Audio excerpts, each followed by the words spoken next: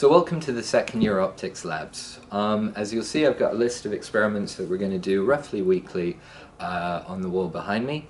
The Newton's rings experiment, the lens system experiment, and the laser diffraction experiment are three of the longer, more involved ones, and then we have three short polarization experiments. Now in the lab I'd cycle you around, you'd each do different sets of experiments each day, obviously with us using film to do the experiments this year. That's not necessary, so we're going to be doing the experiments in the order given behind me.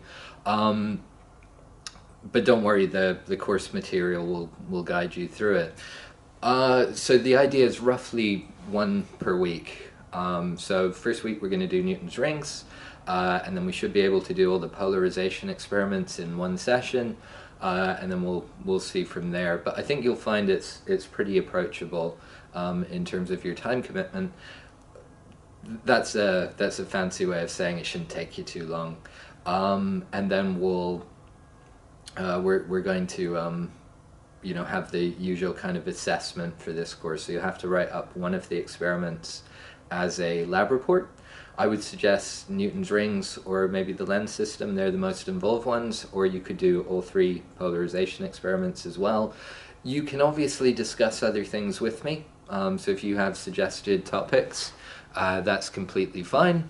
But you have to talk them over with me first. So if I just suddenly get a lab report on polarization and you're only talking about the birefringence, it had better be pretty excellent. So I suggest talking to me about that first. You also have to submit lab diaries every 2 weeks, and that will cover us for the assessment for the course. So let's talk about Newton's rings for today. Just hit myself against the old Helmholtz coils there to some extent, but hopefully haven't damaged them too greatly with my colossal lockdown weight, 90% of which is just my hair, and the rest fat. So Newton's rings is an interference experiment.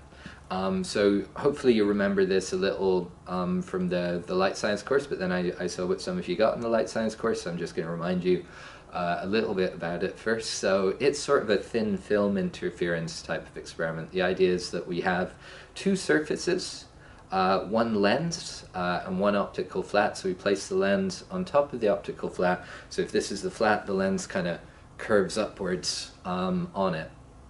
And then you get reflection off of each face, and so obviously we get interference, which should give us well, I won't tell you because you can answer this question in the lab diary, but it gives you a certain type of fringes, which we'll be speaking about how to produce and how to measure. Interferometry, of course, is a technique for measuring very precisely, and for measuring very small values a lot of the time. And in this technique, the first thing we're going to measure is the radius of curvature of the lens. Now the idea is, if you're looking at a lens, a kind of curved lens is really just a section of a sphere. So you can imagine the lens as being a section of the sphere that's been sliced through.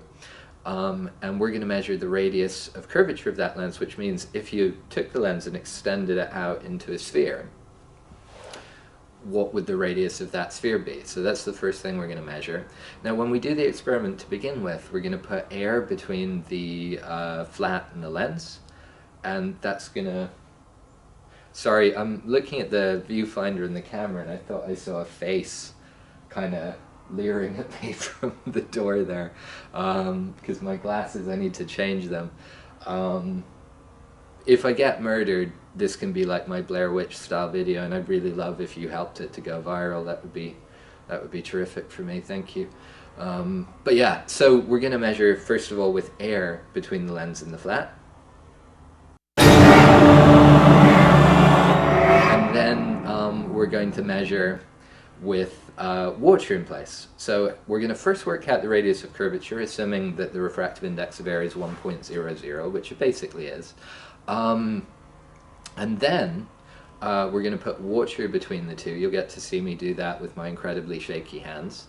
And we're going to use it to measure the refractive index of water. So that's going to be the first part of the experiment.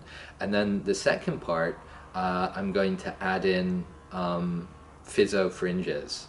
So basically we're going to have two flat glass slides, and I'm going to place a piece of paper or a hair, depending on how strong I'm feeling, when it comes time to possibly pluck one of my increasingly sparse hairs from my head. And we're going to measure the thickness again using interferometry, so there'll be some measurements there and some calculations for you to do. So the key component here is the Newton's rings part. So that's the part that I expect you to complete, and then the phys fringes is essentially extra credit. But the idea is, of course, you're now in second year at university. Doing the bare minimum will not get you the highest grade anymore, so I would strongly suggest you do that if you have time. All right, so that said, let's get on with the experiment.